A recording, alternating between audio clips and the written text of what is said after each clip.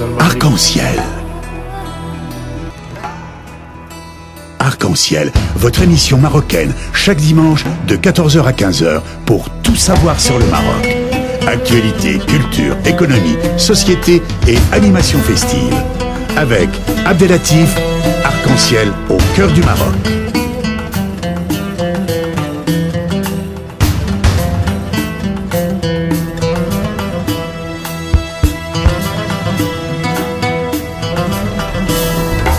Arc-en-ciel, la chronique.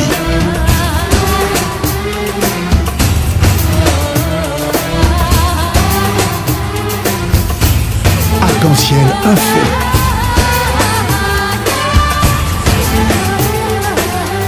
Arc-en-ciel. Bonjour à toutes, bonjour à tous. Vous êtes en direct sur Radio Pluriel et votre émission hebdomadaire Arc-en-ciel, une émission dédiée à la promotion des relations France-Maroc et de l'actualité marocaine.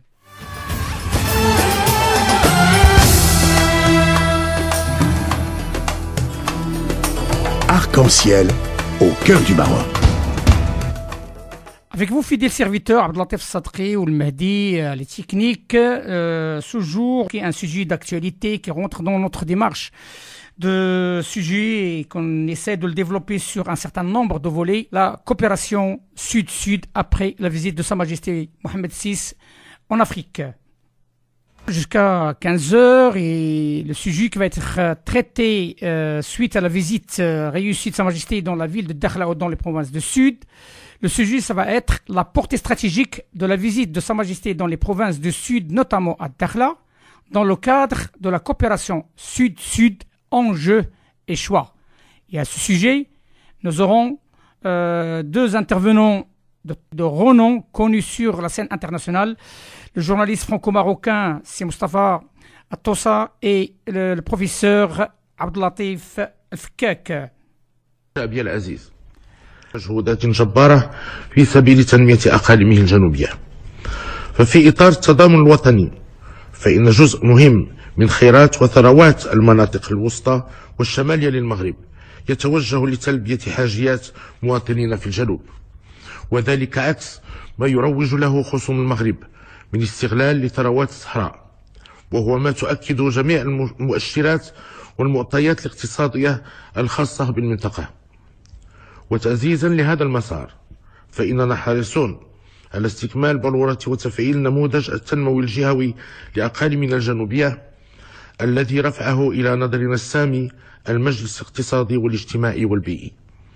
إن الأمر لا يتعلق بمجرد اقتراح حلول ترقائية لظرفية طارئة أو مشاريع معزولة لا رابط بينها، وإنما بمنظور تنموي متكامل يرتكز على تحليل موضوعي لواقع الحال بأقاليمنا الجنوبية، ويهدف للتأسيس لسياسة مندمجة على المدى البعيد في مختلف المجالات.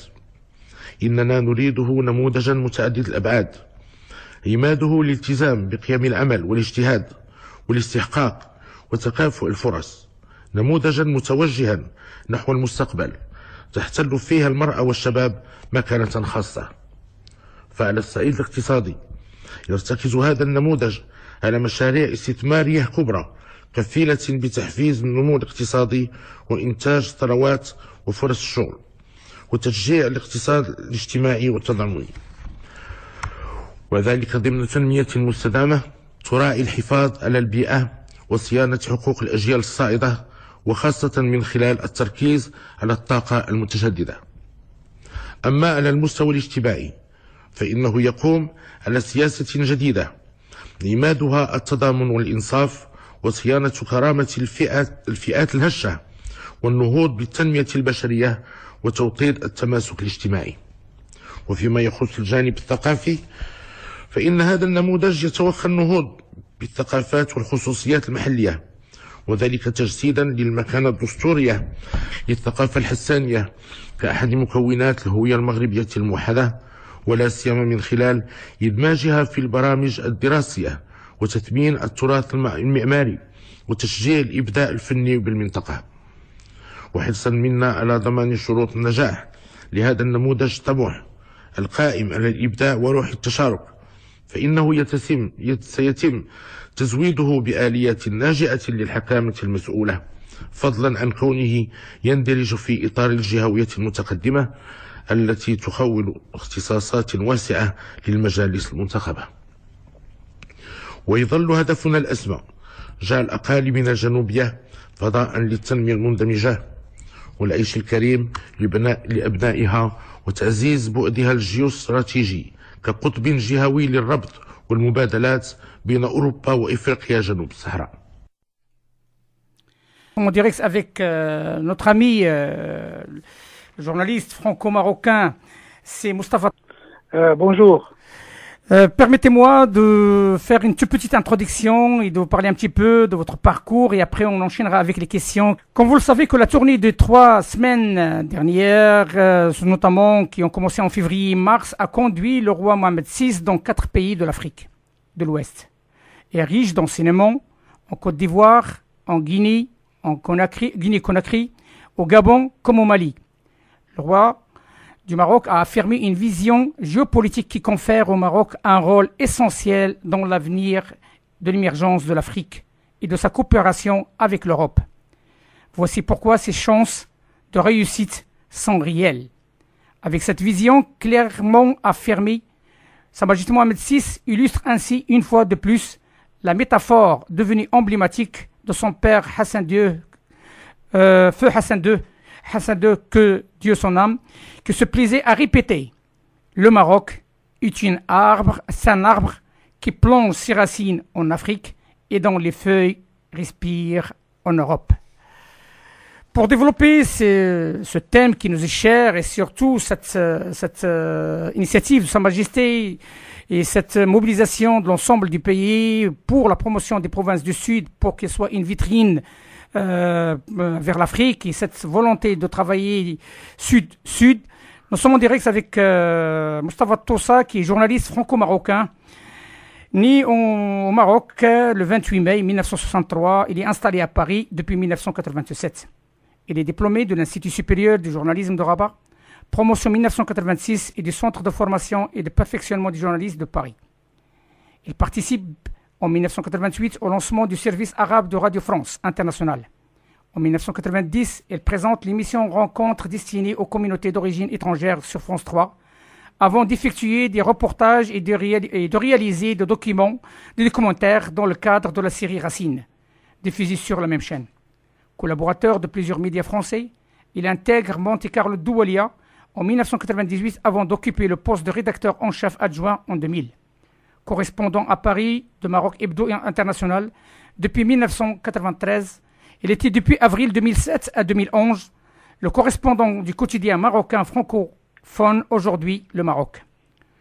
Moustapha Tossa, il intervient régulièrement sur la chaîne de télévision francophone TV5 Monde et sur plusieurs chaînes satellitaires arabes pour commenter l'actualité internationale, notamment Medi 1 TV. C'est Moustapha, bonjour et bienvenue sur Arc-en-Ciel, votre émission pour la promotion des relations France-Maroc.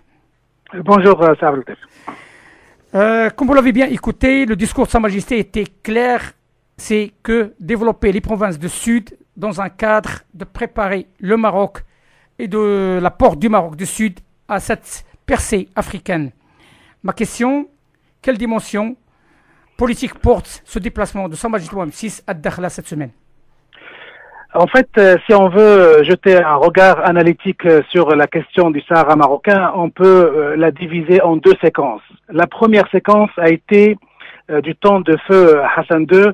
Il s'agissait de régler la question sécuritaire, la question militaire. Il s'agissait de combattre tous les séparatistes qui prenaient les armes pour lutter contre la souveraineté marocaine, à savoir les séparatistes du Polisario.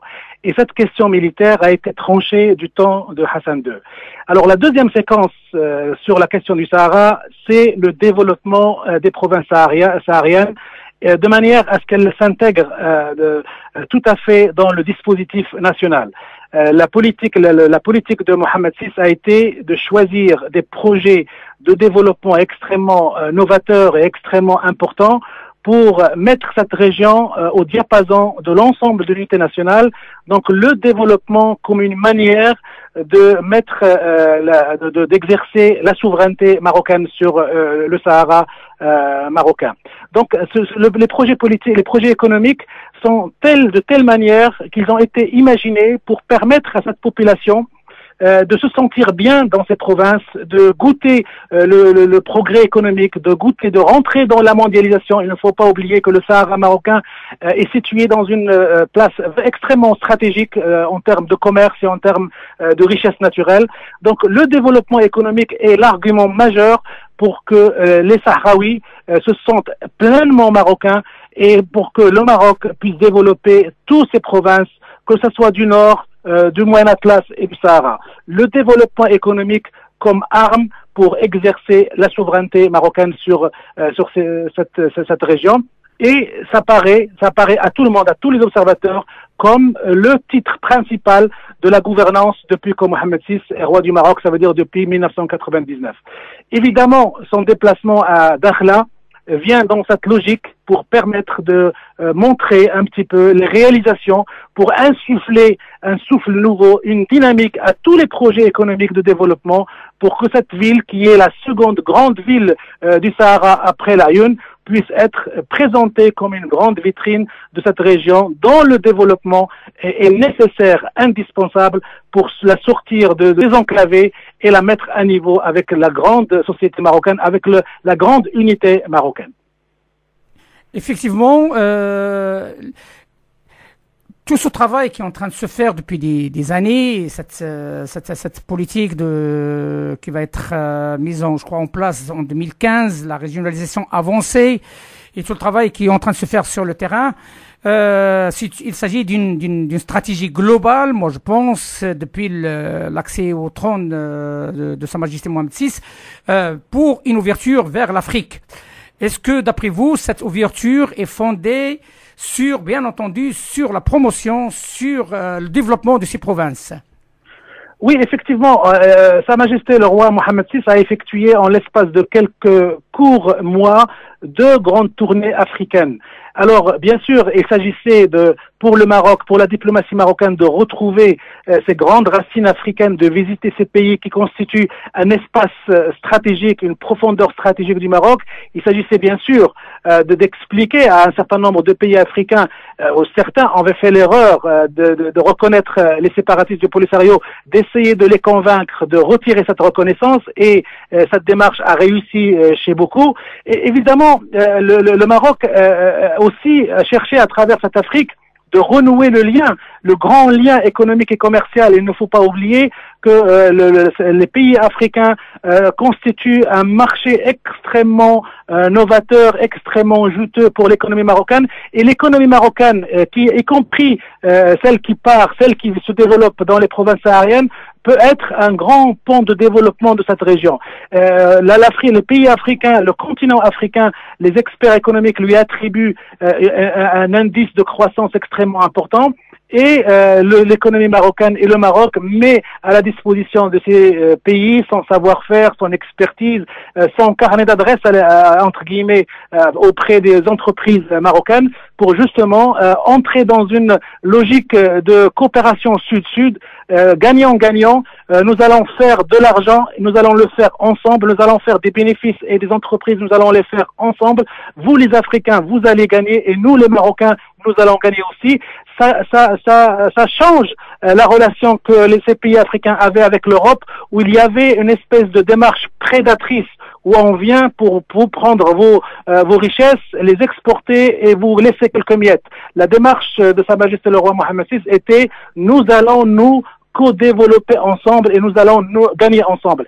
Et bien sûr, les provinces sahariennes, grâce à leur positionnement stratégique, on va avoir de grandes villes qui sont avec de grands ports et commerciaux, avec un savoir-faire qui va s'installer.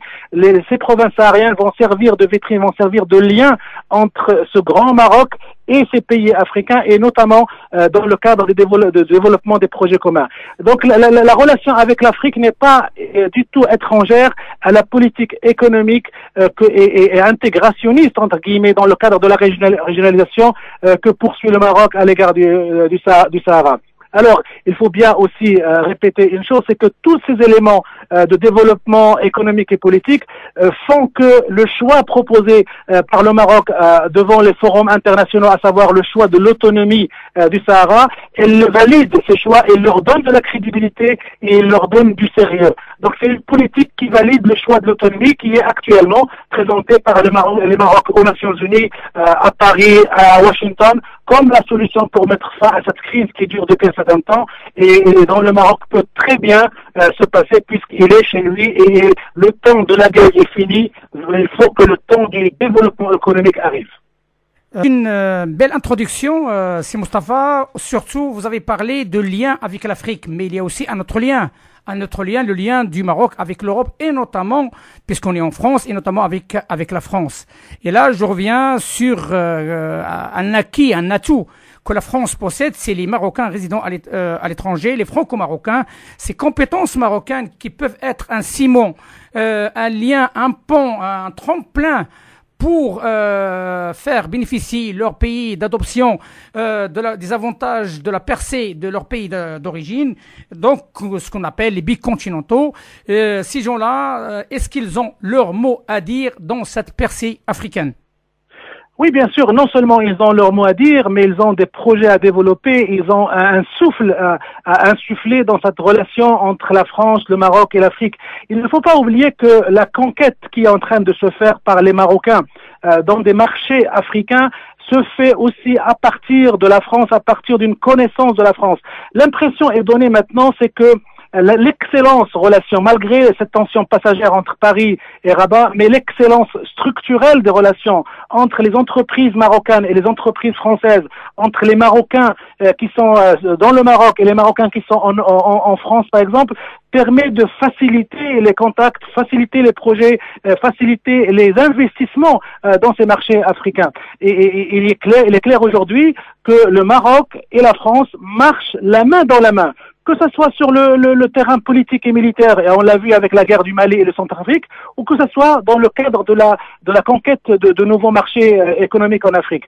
La communauté marocaine installée en France a non seulement un rôle de passeur de savoir, passeur d'expertise, de formidable constructeur de ponts entre les deux sociétés et les deux continents, et ils sont en train de la jouer, et Sa Majesté le roi Mohammed VI a toujours, dans plein de discours, dans un nombre incalculable d'occasions, a toujours mis en valeur le rôle que ces personnalités, que ces expertises peuvent jouer pour à la fois alimenter l'économie marocaine, alimenter le savoir-faire et faire rayonner le savoir-faire marocain dans le monde et notamment sur les marchés africains. Il est indéniable que cette communauté marocaine, avec sa jeunesse, avec son dynamisme, avec son envie de gagner, avec son envie de briller, peut participer à cet effort que mène le roi du Maroc, que ce soit sur le Maroc lui-même ou sur le continent africain. Effectivement, et on est dans cette ligne de conduite, dans cette percée médiatique. Sachez-le que l'émission Arc-en-Ciel, avec le peu de moyens qu'il possède, elle est en train de travailler dans ce sens et de donner la parole aux compétences franco-marocaines pour s'exprimer, pour dire comme quoi simplement nous sommes attachés à notre pays d'origine et de travailler la main à la main avec nos concitoyens marocains et aussi faciliter la tâche à nos concitoyens français pour qu'ils puissent accéder et que tout le monde sur le même bateau français ou marocain pour la percée africaine guidée et initiée par Sa Majesté que Dieu l'assiste. Oui, mais vous avez tout à fait raison. Et c'est cet objectif-là, parce qu'il ne faut pas que les gens pensent que parce qu'actuellement il y a une brouille, il y a un petit malentendu entre la France et le Maroc, que les relations stratégiques d'exception sont remises en cause. C'est une brouille passagère qui est en train d'être réglée, solutionnée, mais la relation d'exception, la relation structurelle, la relation stratégique reste de mise, et la France et le Maroc, quel que soit les gouvernements, c'est ça ce qui est extraordinaire avec Paris, avec la France, quels que soient les gouvernants à Paris, qu'ils soient socialistes ou qu'ils soient de droite, le Maroc a toujours eu une relation d'exception avec la France.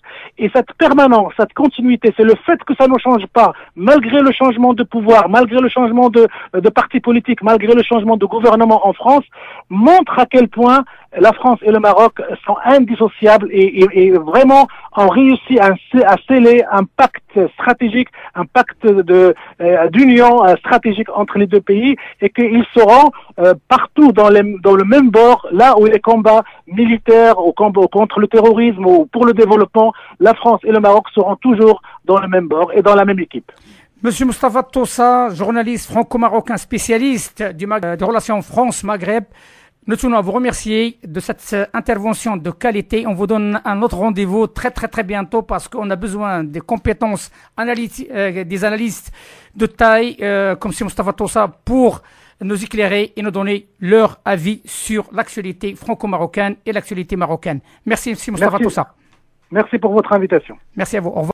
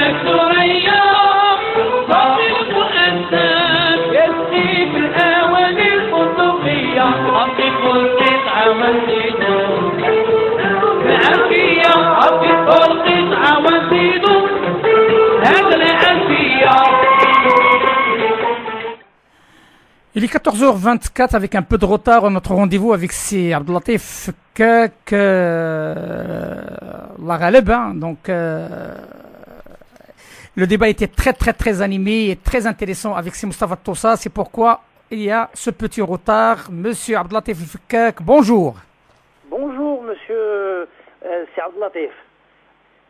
Avec un beau soleil du Maroc, de Casablanca en particulier. Parfait. Et on n'est pas jaloux parce qu'il y a du soleil ici sur la région lyonnaise et on est content que ce beau soleil persiste ici sur notre région. Merci de votre participation avec nous dans cette émission. Sachez-le que c'est un dimanche et certainement il y a beaucoup de monde qui préfère aller voyager, mais on est très reconnaissant par rapport.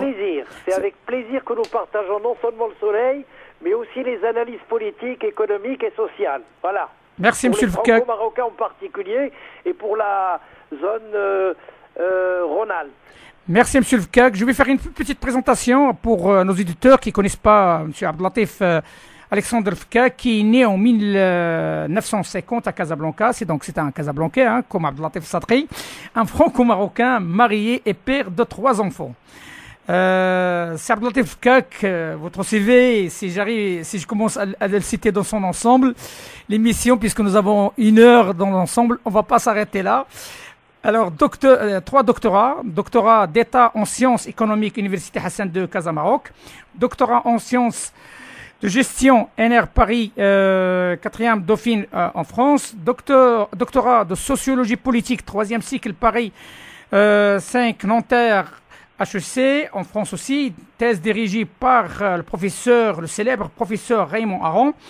Master Management Développement Biculturel et j'en passe. Il y a aussi un diplôme des États-Unis sur le leadership et organisation innovation de l'université Pittsburgh. Diplôme aussi, il est aussi médiateur certifié de l'AFC Banque mondiale comme formateur des formations pour les médiations conventionnelles et arbitrage pour les solutions. C'en est trop pour les auditeurs. Ah oui, mais là, je vous cache pas la vérité. Là, je me régale. Je vous cache pas la vérité, je me régale. Parce que là, pour moi, c'est un honneur d'avoir une interview avec une telle compétence qui a un passé, qui Inch'Allah, qui aura un avenir, parce qu'on compte sur nos compétences franco-marocaines, soit ici en France, soit au Maroc, notre pays d'origine. Alors, je vais enchaîner avec les questions, professeur Fkak, parce que le temps presse et nous avons 3 questions qui nous tiennent à cœur. La première question, il s'agit du déplacement de Sa Majesté à Dakhla. Toujours dans ce cadre-là, le déplacement de Sa Majesté à Dakhla et les projets économiques de grande ampleur mis en place dans les provinces du Sud.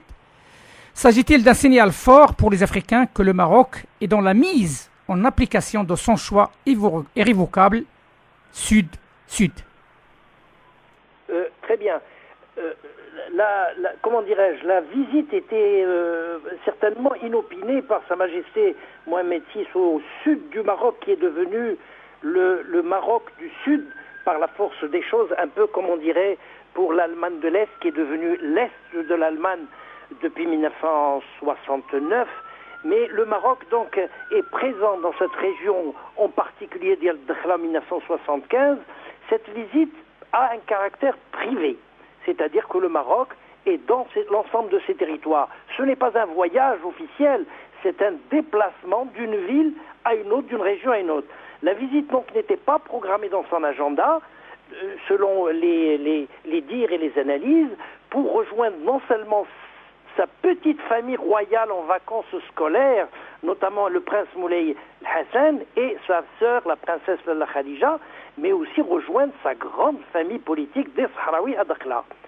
Je dirais que la région de Dakhla est déjà, comme je le disais tout à l'heure, est en avance sur son temps au niveau de la régionalisation par la présence donc d'une forte interposition de la MINURSO et la démocratie pour tous dans la région, dans le cadre des institutions marocaines, notamment le plan d'autonomie élargi qui définit les règles, je dirais, du jeu, du plan crédible au niveau international, mais la méritocratie pour chacune des populations locales, la régionalisation sont des outils politiques qui permettent à chaque région du Royaume du Maroc de bénéficier de ces avantages comparatifs, que chaque région, qu'est-ce qu'elle sait faire, qu'est-ce qu'elle sait vendre, quel est son métier de base, comment peut-elle se positionner dans la logique de la compétitivité au niveau mondial.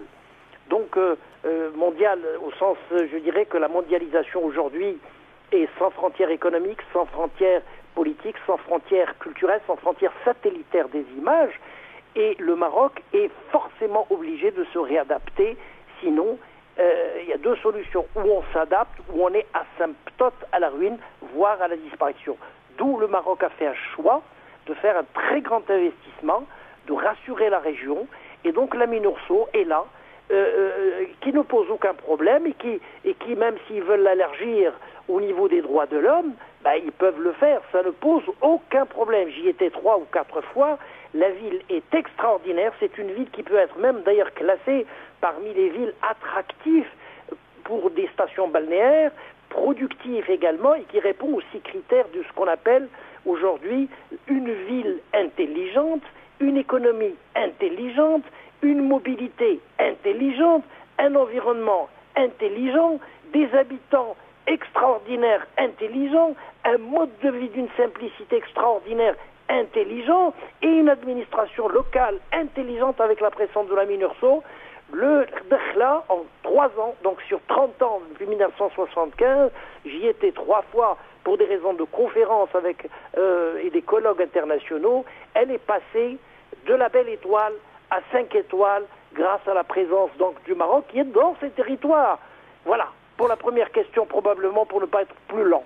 Mais justement, c'est cette vitrine-là qui est la Dakhla. Donc, d'après vous, donc, le Maroc, il a fait ce qu'il fallait faire. Il est en train d'encore continuer pour que la frontière marocaine avec l'Afrique soit une belle entrée vers les provinces du Nord. Absolument. C'est ce qui gêne un petit peu, je dirais, il gêne un peu nos voisins algériens. Pour eux, c'est une thérapie de choc. Ils n'ont retenu de cette visite privée que le choc, mais pas de thérapie de quelqu'un qui est dans ses propres territoires et dans l'intégrité des territoires. Et cette visite, probablement entre le Nord et le Sud, pose plus de questions à l'Algérie qui suit, et des Algériens qui suivent avec un vif intérêt du déplacement du roi Mohamed VI, que les réponses des présidentielles avec une gérontocratie de l'Algérie sans illusion ni promesse pour la jeunesse, et dans le pouvoir des institutions politiques en Algérie. Elle pose, cette visite royale pose, je dirais, plus d'hypothèses sur l'avenir du Maroc et de l'Algérie, car ils ont choisi, les Algériens, un statu quo, que de certitude sur l'ouverture des frontières ou sur la résolution, on dirait même la résolution de ce type de problème qui est au niveau international et qui est une épine. Et on perd pratiquement 2% du PIB entre l'Algérie et le Maroc. Alors on est dans une situation absolument contradictoire. Vous avez un visa dans une frontière terrestre qui est fermée, et au niveau du paradoxe du droit international, il n'y a pas de visa quand nous prenons l'avion entre les Algériens et les Marocains, entre les deux pays. C'est un cas ce n'est pas un état de droit, c'est un état de passe-droit. Silfka, justement, vous avez parlé de quelque chose qui m'a interpellé, hein, je ne vous cache pas la vérité. Vous avez parlé de visa. Vous savez, cette contradiction que vous avez évoquée entre le terrestre et l'aérien montre à quel point, tout simplement, il y a de l'espoir. Il y a de l'espoir que les deux peuples, les deux frères, j'ose dire, parce que c'est des frères, quoi qu'il arrive, il y a des relations de sang, il y a des relations de mariage, il y a beaucoup de choses. Il y a l'histoire aussi qui relie les deux pays.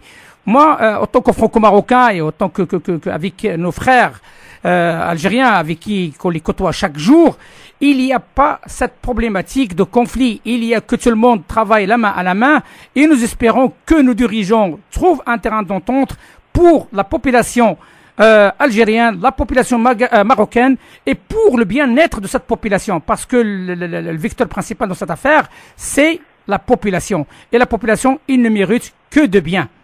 Alors c'est pourquoi j'enchaîne avec ma deuxième question. Si vous le permettez, c'est parce que le temps presse un petit peu.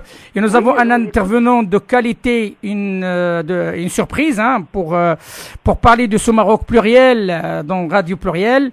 Je vous laisse le soin de le découvrir tout à l'heure.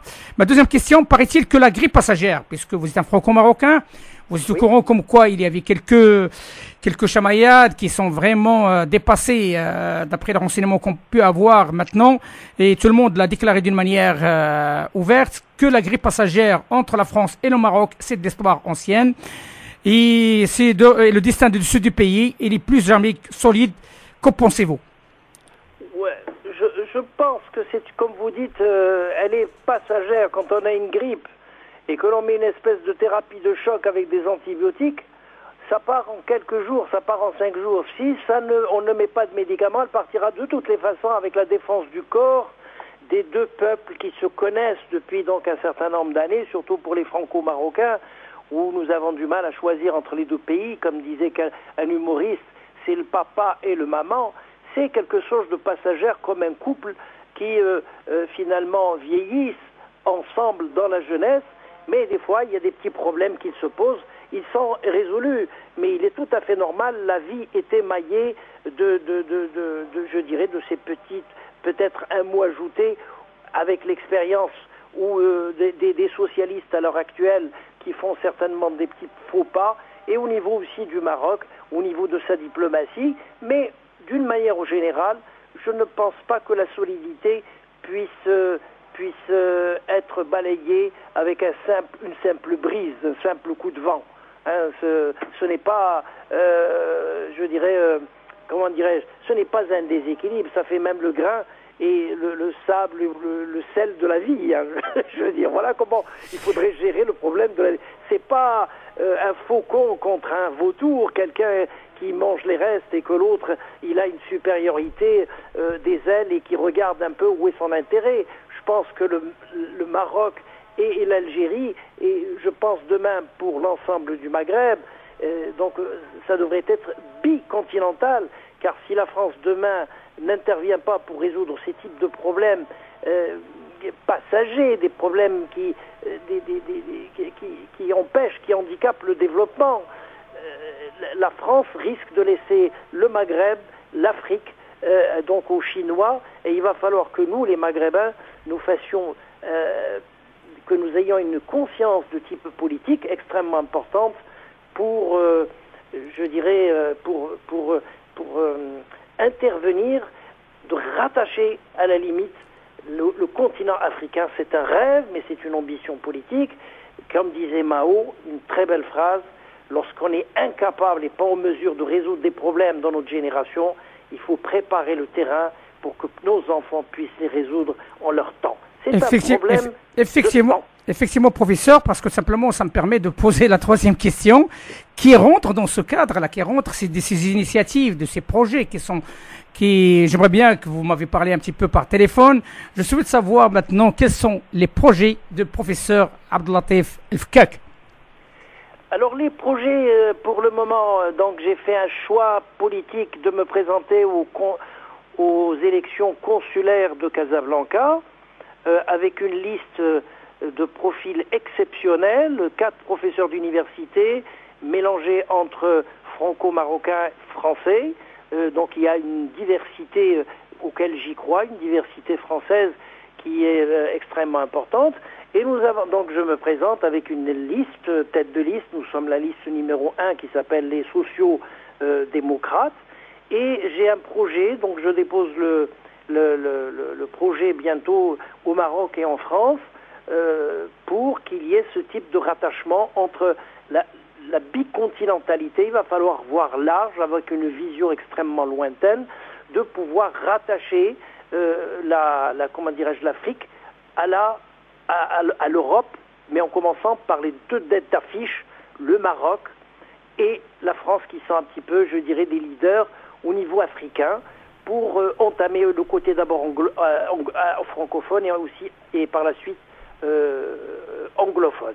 Voilà donc un petit peu l'idée du projet sur lequel nous le laisserons certainement aux enfants, mais nous avons mis une limite d'ici 2025 qu'il y ait déjà les premières bases à travers la formation, parce que de fait, le PPA, ce qu'on appelle le partenariat public-privé, et je commencerai par le Maroc, ce n'est pas une honte, on est incapable aujourd'hui au Maroc de gérer l'électricité, de gérer l'eau, de gérer l'édilité, de gérer les métros, de gérer l'éducation, de gérer la circulation, de gérer parfois aujourd'hui même le problème de la sécurité. Alors qu'est-ce qu'on fait? On a donné à l'IDEC, la Lyonnaise des Eaux, qui est, je le rappelle, dans 105 pays en Amérique latine et en Afrique, qui gère sous un contrat de concession économique pour 30 ans jusqu'à 50 ans. C'est une espèce d'un retour, ce qui veut dire que soit les pays comme le Maroc et comme les Africains perdent les cerveaux, la fuite des cerveaux, soit ils reviendront donc à travers l'Europe pour pouvoir gérer, et à ce moment-là, ils exigeront également leur poste important, une quote-part, parce que beaucoup de Franco-Marocains et des Français qui sont nés au Maroc, qui sont nés en Algérie, qui sont nés en Afrique, n'arrivent pas à trouver du travail, et c'est très important dans les multinationales d'avoir leur place. Il est très important d'avoir cette vision de ce qu'on appelle le PPP. Parfait. Partenariat public-privé, auquel il faut ajouter, sans le développer, c'est le problème de la bonne gouvernance dans toute l'Afrique. Le problème d'éthique politique dans l'ensemble des partis politiques, et même les Franco-Marocains n'y arrivent pas à participer parce qu'ils n'ont pas le droit à l'heure actuelle au niveau des institutions. Deuxième chose, il y a la transparence politique et la transparence économique, ça n'existe pas dans ces pays. Et troisième chose, il y a ce que j'appelle moi la catastrophe, le choix du casting des hommes politiques qui ne représentent qu'eux-mêmes, et parfois nous avons nos étudiants qui, à l'heure actuelle, sont dans le gouvernement, ce qui est une bonne chose et que ça me fait plaisir, mais parfois il faudrait penser aux originaux, mais pas aux photocopies. Troisième, quatrième chose, c'est le problème de la justice qui se pose dans toute l'Afrique. Le problème, on ne peut pas investir si on n'a pas un tribunal et une justice. On n'est pas dans un état de droit. Comment on peut acheter un juge au prix où on veut, et on peut acheter un agent de police au prix où il coûte, et on peut le vendre au prix du marché. Ce ne sont pas encore des états de droit. C'est des états probablement théologiques, mais la théologie n'a pas ajouté grand-chose. Jusqu'à présent, ça fait 1435 ans que l'éthique existe dans l'islam, mais elle n'a pas changé. Le moule n'a pas pu, je dirais, le développement de la région de l'Afrique, mais ça doit être, juste une seconde, le développement de l'Afrique, mais il faudrait penser à la démocratie pour tous et la méritocratie pour chacun. La démocratie ne peut pas être confisquée et réservée pour certaines personnes. Voilà donc le message. C'est notre combat, professeur. C'est notre combat quotidien. C'est simplement que la démocratie l'emporte, que le savoir, les pros puissent être entendus et mettre en valeur, quel que soit le domaine. Et c'est notre combat de chaque jour. Hein. Et voilà. Sachez-le, vous n'êtes pas seul. Et sachez-le, il y a un certain nombre de Marocains résidant à l'étranger, des Franco-Marocains, qui ont opté pour cette option qui les honore et qui honore notre pays d'adoption et notre pays d'origine. C'est Abdeltef Fkak.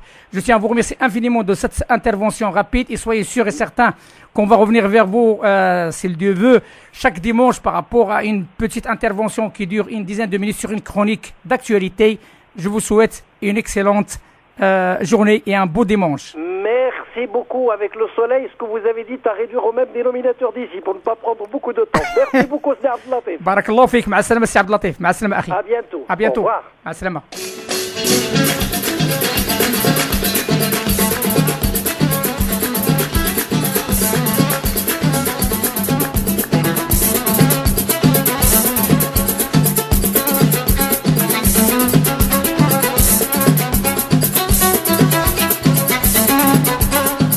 ماشي كان سبابي أبابا في خروج بلادي والله يلا سقاي سقاي الهبيلة يا عيني والله يلا قولي لي يا وعيا من تبكي والله يلا مرددوش والله يلا أسيدي في كويزة الغروش والله يلا قولوا لي شكون صياد الحوت والله يلا أبابا الخيط الصنارة والله يلا قولوا لي شكون شيخ جبالة والله يلا هذا مولاي عكس والله يلا اجي واجي والله يلا جي على عينيهم والله يلا يا سيدي حسن الغاشي ماشي والله يلا ايدي سيدي ولا عم ولا بابا والله يلا بابا اولا طيور الغابة والله يلا لا تيتوني يردوني والله يلا المي ما نشوف بعيني والله يلا يا واجي كان سبابي والله يلا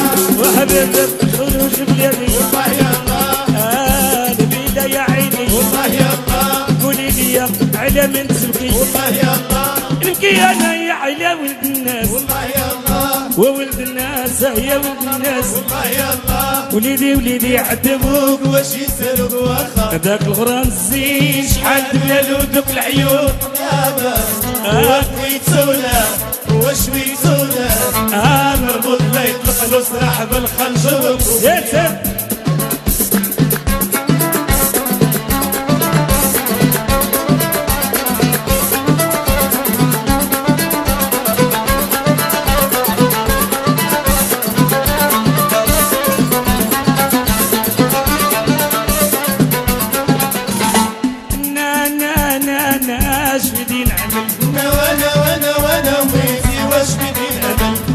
لاش بدي نعمل بزمان زيت وانا ويزي واش بدي نعمل ولا لو هذه ساعة مباركة فاش تلاقينا وانا ويزي واش بدي نعمل الا وانا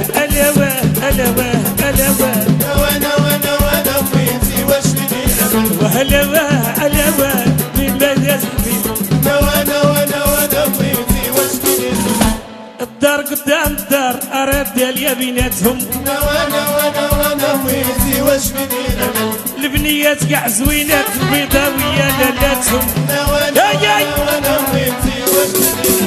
هلا لطيف هلا لطيف هلا لطيف هلا لطيف وانا بيتي واش بدي نعمل وهلا لطيف هلا لطيف نشاط باش يكفي وانا بيتي واش بدي نعمل حبيبة الحبيب كي يا جديدة بدات صعيب وانا بيتي واش بدي نعمل ولا لا عندي كيافك ويزة طريق بعيدة وانا بيتي واش بدي نعمل وسبنيتي من حزامي ليديا وانا بيتي واش بدي نعمل ما نفوتكم يا بيضاوة وخيتيري وفيا وانا بيتي واش بدي نعمل وهلا لطيف هلا لطيف هلا لطيف هلا لطيف وانا بيتي واش بدي نعمل قولوا Il est 14h46, vous êtes en direct sur l'émission marocaine Arc-en-Ciel, sur Radio Pluriel, radio de la tolérance, radio de la proximité, une radio qui s'ouvre au monde.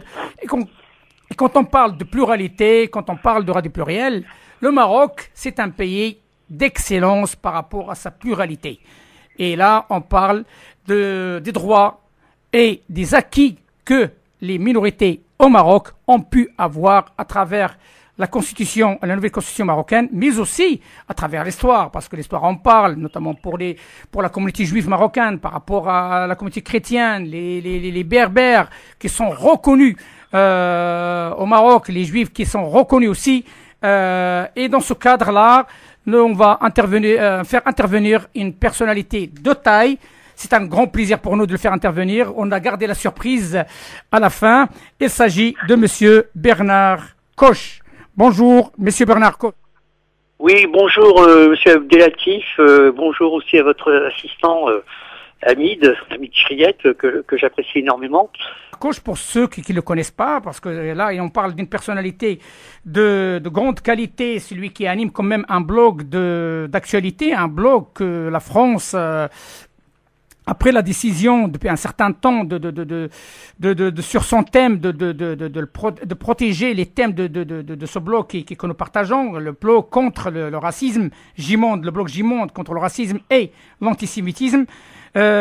Monsieur Bernard Koch aussi, il est communicant et médiateur interculturel et interculturel, mais aussi il est correspondant, bien entendu, à Paris de la magazine Judioscope, Tribune Juive, d'élection Ivan Levé, TopJ.net, Paris Match, Le Quotidien de Paris, Sans Frontières, Le Matin de Paris, Lumière du cinéma, L'Arche.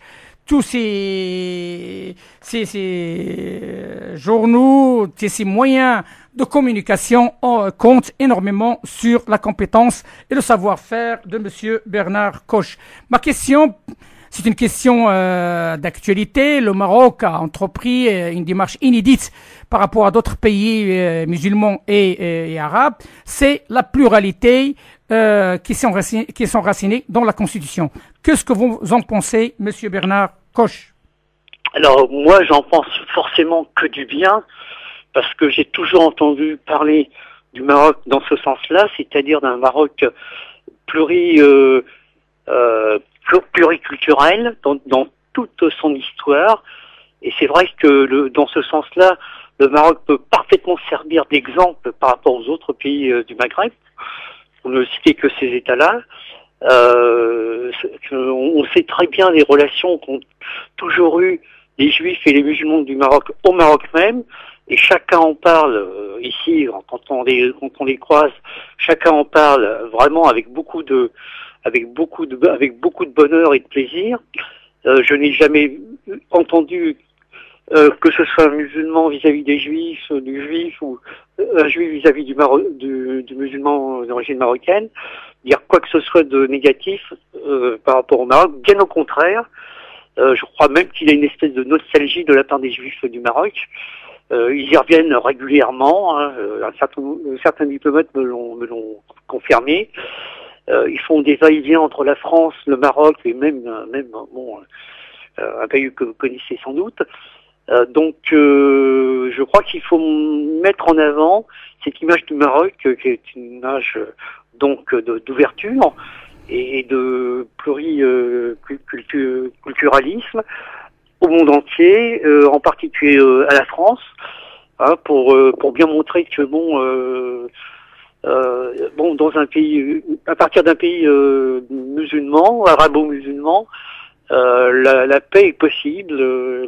Effectivement. Les rapports humains sont tout à fait possibles et envisageables et créatifs entre les différentes communautés. En tout cas, donc la nouvelle constitution marocaine, et comme vous avez entendu parler certainement, oui, donc tout à vous avez fait, vu comme quoi tout simplement ici des avancées assez intéressantes sur le une plan. première dans un pays arabe. Hein. Oui, mais c'est un choix de modernité, c'est un choix de réalité, c'est un choix de ce qu'on appelle la vraie intégration, l'intégration vraiment positive et oser, et le Maroc a osé en espérant que tout le monde comprendra le message d'oser. Lorsqu'on ose, on arrive à réaliser des belles choses et on donne l'exemple et on avance parce que c'est dans un cadre voilà. L'histoire du Maroc aussi, hein, toute cette histoire du Maroc qui était basée sur ces thèmes-là. Hein, bien sûr, Mohamed V, tout le travail qu'elle a fait, feu Mohamed V, tout le travail qu'elle a fait, feu Hassan II, par rapport à la communauté juive, par rapport à d'autres communautés, et tout le monde le reconnaît, mais pour nous, c'est, en tant que franco-marocain, c'est un choix. C'est un choix, comme nous assumons, voilà. Et moi, j'ajouterais un exemple. Dans tout le monde arabe, ça me paraît très important que l'on transporte cette image partout, là où on peut, de cette image du Maroc. Ça me paraît très important.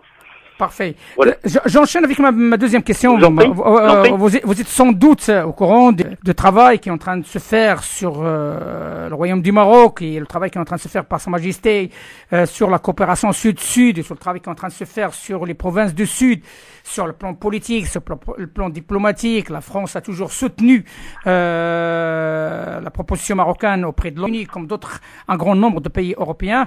Que pensez-vous, d'après vous, cette solution? Est-ce que c'est une solution réaliste, durable ou pas? Alors, pour ne rien vous cacher, je crois que je vous l'avais dit même avant que vous m'interrogiez, bon, je suis assez peu connaisseur de la question. Me semble-t-il toutefois que ça me paraît être une juste solution venant du Maroc. Je pense que ça peut servir de stabilité aussi au sein des différentes relations que peut avoir le Maroc avec l'ensemble de ses États voisins. Ça me paraît plutôt positif, constructif pour l'avenir. Maintenant, bon, reste à savoir comment ça va se passer par la suite, mais je pense que c'est une solution, comme vous dites, je reprendrai votre expression, durable, sur le long terme. Parfait, voilà. Parce que l'objectif, en toute vérité, c'est simplement qu'il y a la paix. Parce que la stabilité du Maroc aussi en dépend la stabilité de l'Europe et aussi le monde en entier et aussi la promotion du Maghreb, c'est une nécessité pour tout le monde. Je vous cache pas la vérité, je serais très honoré si un jour vous acceptez qu'on passe plus de temps dans notre émission, qu'on parle un petit peu de votre travail et surtout de cette médiation culturelle et d'en parler plus parce que avec plaisir, avec grand plaisir, c'est important. C'est important que vos auditeurs sachent de quoi il s'agit, ce que je fais sur le terrain. Alors là, je suis tout à fait partant. Parfait.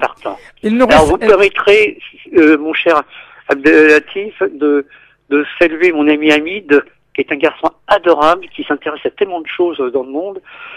Donc un petit coup de chapeau à Hamid, et puis vous permettrez ces actualités que je salue évidemment le retour de nos confrères journalistes venant libérés d'Irak. Qui vient d'être libéré. Exactement. Qui viennent d'être libérés, et, vraiment de tout cœur avec eux et leurs familles, comme vous pouvez l'imaginer, parce que moi je suis issu évidemment de la presse, comme vous l'avez dit tout à l'heure, de la presse écrite. Bien sûr. Même nous là, donc on a travaillé dans le passé, on a fait la promotion des anciens otages de l'Afghanistan avec ici à Lyon et à Montpellier, et il y avait pas mal de choses qui ont été faites dans ce sens à travers notre travail en parallèle de la radio. Mais j'aimerais bien vous dire qu'il ne reste que 5 minutes dans l'émission. On vous dit merci infiniment. On vous donne rendez-vous très très très bientôt pour parler de cette médiation qui, moi je pense, il a toute sa place dans la société française. Voilà. Je suis tout à fait partant. Parfait. Parce que je travaille dans ce sens-là et j'ai l'impression que vous en faites autant. Donc, merci. On va réunir nos efforts pour faire bouger les choses. C'est avec plaisir et c'est un plaisir très partagé. Merci Monsieur Bernard Koch. À très bientôt. Merci, à très bientôt. Merci. Merci.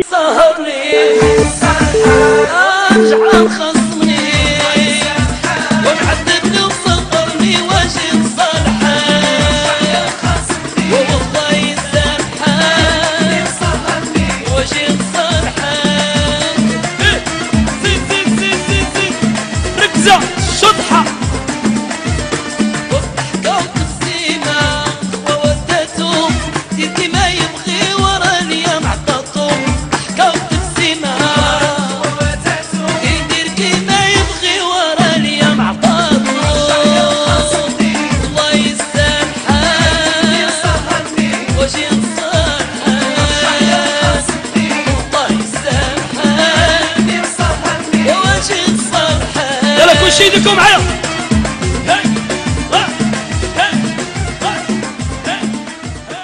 إلي 14:57 minutes. ما بقى لنا سيداتي أواني سادتي إلا نودعوكم الأمل اللقاء بكم عما قريب إن شاء الله، لأن ساعة ما كافيناش، الله غالب، ولكني كونوا على يقين تام بأننا تنحاولوا إرضاء مستمعينا الكرام بالمغرب وهناك بفرنسا وبجميع أقطاب العالم. مرحبا بكم ببرنامجكم المحبوب Arc-en-Ciel sur Radio Pluriel et on vous dit à très très bientôt. Abdel Latif ou le Mahdi, à la semaine prochaine.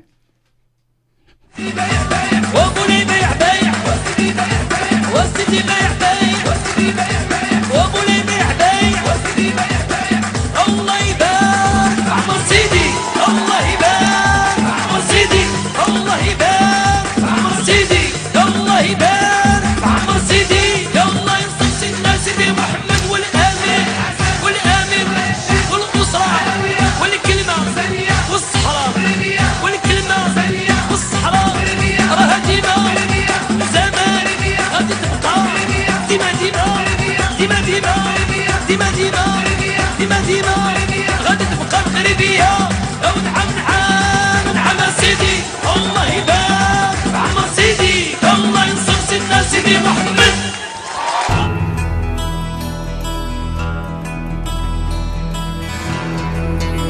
Arc-en-Ciel,